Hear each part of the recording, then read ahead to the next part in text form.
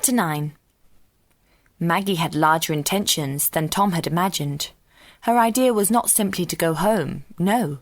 She would run away and join the gypsies. This was not a new idea for Maggie. She had been so often told she was like a gypsy that it seemed the only solution. She also believed the gypsies would gladly show her great respect because of her superior knowledge. She decided to go at once so that cruel Tom and everyone else who found fault with her would never see her again.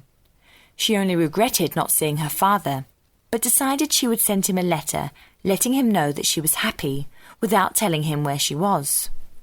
So Maggie ran that day along the lane towards Dunlow Common, where she was certain she would find gypsies. Her confidence was a bit shaken when she saw two shabby-looking men approaching her on the road. They stopped her and asked her if she had any money to spare. She had a coin in her pocket and gave it to them quickly before running on, deciding to keep to the fields instead of travelling on the road. Soon she became unsure whether she was going in the right direction. She had never travelled this way alone before, and the field seemed never-ending. Maggie was growing tired and a bit hungry, and her imagination was conjuring up images of highway robbers. Finally, she noticed a little tent in the distance, with a curl of smoke rising in front of it. Surely this was the gypsy camp. A tall woman, holding a baby, began to walk towards her as she approached. Maggie was sure that her dark face and hair would allow her to be accepted by them. "My little lady, where are you going?" said the gypsy woman soothingly. Maggie was delighted. "Not any further, because I've come to stay with you, please." "What a nice little lady you are. Come on, then," said the woman, taking her hand. She brought the child to the campfire, where all the other gypsies were gathered. Maggie hoped they would have tea soon. It was all quite charming, although Maggie was alarmed they were using a language she didn't understand. Finally, an old woman spoke to her, asking why she came. "I am unhappy, and I want to be a gypsy," said Maggie.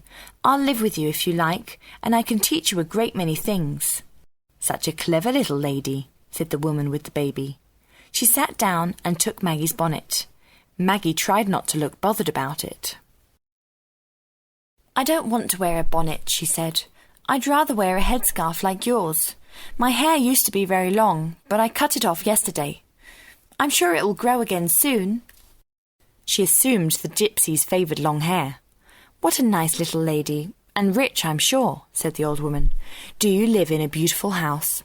"Yes, my house is pretty, and I love the river there, but I'm very unhappy.